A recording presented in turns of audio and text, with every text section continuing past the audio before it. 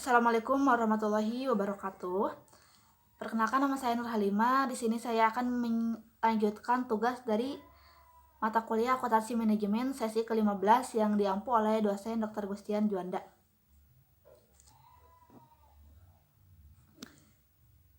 Yang pertama, saya akan menjelaskan tentang akuntansi pertanggungjawaban. Apa sih akuntansi pertanggungjawaban? Definisi akuntansi pertanggungjawaban yaitu sistem akuntansi yang dirancang sedemikian rupa sehingga dapat mencatat dan melaporkan pendapat dan atau biaya yang timbul akibat pelaksanaan suatu aktivitas kepada manajer yang bertanggung jawab terhadap aktivitas tersebut. Tujuan akuntansi pertanggungjawaban: yang pertama, menyediakan informasi yang dapat digunakan oleh manajemen untuk mengevaluasi efisiensi penggunaan sumber daya organisasi. Kedua, skema akuntansi pertanggungjawaban. Ketiga, menghitung biaya sesungguhnya setiap aktivitas selama periode tertentu. Hasil perhitungan tersebut dibandingkan dengan biaya yang dianggarkan untuk aktivitas yang sama. Dan yang terakhir yaitu perbedaannya disebut penyimpangan, dilaporkan kepada manajer yang bertanggung jawab mengendalikan aktivitas tersebut. Kaitan akuntansi pertanggungjawaban dengan pendekatan struktur organisasi. Yang pertama, struktur organisasi terbagi menjadi dua, yaitu pendekatan. Yang kedua, akuntansi pertanggungjawaban didesain berdasarkan struktur organisasi. Pendekatan terbagi menjadi dua, yaitu yang pertama, produk sesuai produk, kelompok, produksi apa saja yang dihasilkan. Pendekatan yang kedua yaitu pendekatan geografis atau regional, yaitu untuk menentukan tanggung jawab berdasarkan wilayah geografis suatu perusahaan tersebut. Yang kedua yaitu ada struktur organisasi akuntansi pertanggungjawaban didesain berdasarkan struktur organisasi, yaitu terdapat fungsional, fungsi produksi, marketing, keuangan, dan lain-lain. Kaitan struktur organisasi dan pelaporan pertanggungjawaban yaitu kaitannya, jika semakin tinggi tingkat pertanggungjawaban, maka akan semakin ringkas laporannya, begitupun sebaliknya.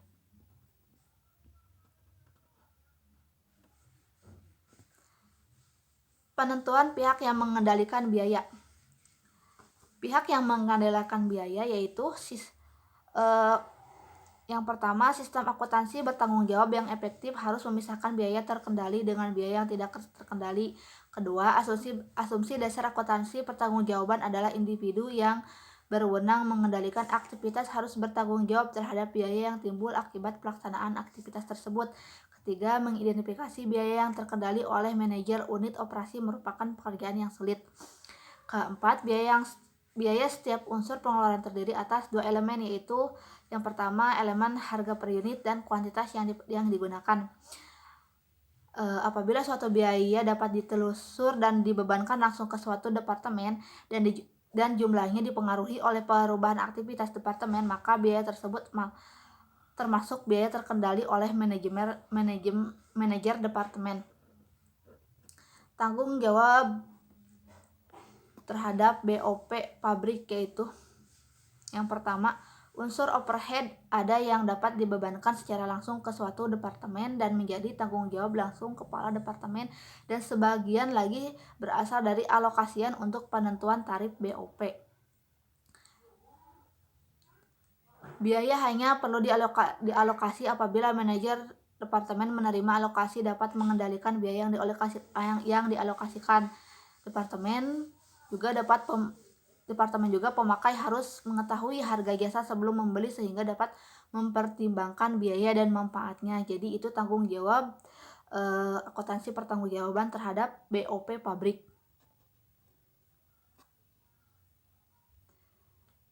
Karakteristik laporan pertanggungjawaban yaitu terdiri dari suatu sesuai struktur organisasi, yang kedua konsisten, ketiga tepat waktu, keempat terbit berkala, kelima mudah dipahami, perincian memadai, data analitis satuan unit dan mata uang. Jadi karakteristik pertanggungjawaban harus sesuai dan konsisten, tepat waktu, terbit berkala, mudah dipahami,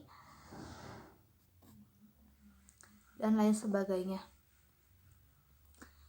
Analisis penyimpangan dan anggaran fleksibel. Tujuan utama anggaran fleksibel yaitu untuk pengendalian biaya dengan membandingkan. Pertama, perbandingan biaya aktual bersaing dengan biaya yang dianggarkan dengan menghubungkan apa yang terjadi dan apa yang direncanakan. Kedua, efisiensi biaya membandingkan biaya sesungguhnya yang bersaing dengan biaya yang dianggarkan pada volume sesungguhnya atau bisa disebut dengan anggaran fleksibel. Penyusunan anggaran fleksibel. Penyusunan anggaran fleksibel terdiri dari 6, yaitu yang pertama merumuskan formula setiap jenis biaya, kedua formula menunjukkan jumlah biaya tetap dan atau tarif biaya variabel, ketiga bagian variabel merupakan tarif biaya untuk setiap suatu ukuran aktivitas, keempat tingkat aktivitas sesungguhnya dalam satu periode harus diketahui, kelima formula tersebut untuk menghitung biaya yang dianggarkan pada tingkat aktivitas yang sesungguhnya dicapai pada periode itu. Kelima, anggaran yang disesuaikan dengan tingkat aktivitas sesungguhnya yaitu anggaran fleksibel budget. Penyimpangan dan akuntansi pertanggungjawaban. Jadi dalam dari penyimpangan terdapat dua hal. Yang pertama yaitu penyimpangan pengeluaran dan yang kedua yaitu penyimpangan kapasitas. Penyimpangan pengeluaran merupakan perbedaan antara biaya sesungguhnya dengan biaya yang dianggarkan pada aktivitas sesungguhnya. Sedangkan penyimpangan kapasitas menganggur yaitu perbedaan biaya dianggarkan pada aktivitas sesungguhnya dibandingkan dengan biaya yang dibebankan pada produk selama satu periode. Dan akuntansi pertanggungjawaban mempunyai pendekatan alternatif.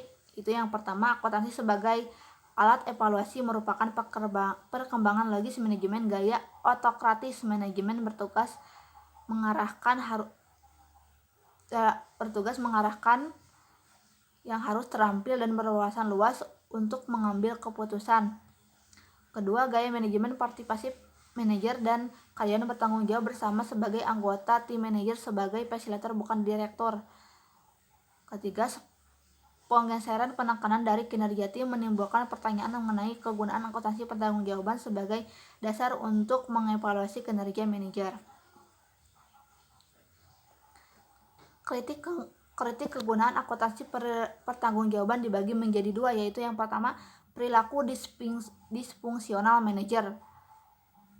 Akuntansi pertanggungjawaban tradisional membebankan tanggung jawab inefisiensi individu sehingga ukuran penyimpangan anggaran sebagai bentuk inefisiensi sehingga manajer mengendalikan aktivitas yang menimbulkan biaya penyimpangan yang dibebankan kepada manajer, bukan proses bisnis penyebab penyimpangan, sehingga individulah yang harus dievaluasi, bukan proses bisnisnya. Individu cenderung berupa meminimalkan penyimpangan kecenderungan perilaku, yaitu yang pertama, mengutamakan kepentingannya sendiri, kedua, fokus penyampaian pada anggaran, ketiga, fokus target jangka pendek, keempat, manajer pandai memanipulasi. Dan untuk yang kedua, karakteristik kegunaan akuntansi pertanggungjawaban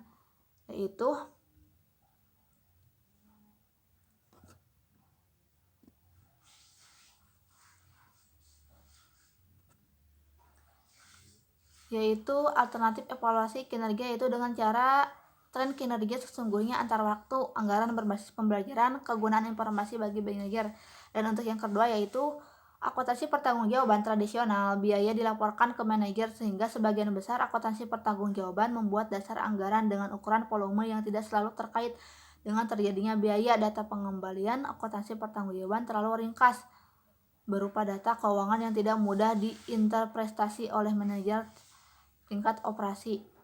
Dari berbagai disiplin ilmu penyimpangan pengeluaran tidak memberikan informasi yang mampu membantu manajer mengidentifikasi penyebabnya, sehingga dengan alternatif solusi perhitungan biaya dan akuntansi pertanggungjawaban berbasis aktivitas. Mungkin cukup sekian dari penjelasan saya mengenai akuntansi pertanggungjawaban. Mohon maaf apabila ada kesalahan kata ataupun penyampaian penjelasan Lisan kurang jelas. Wassalamualaikum warahmatullahi wabarakatuh.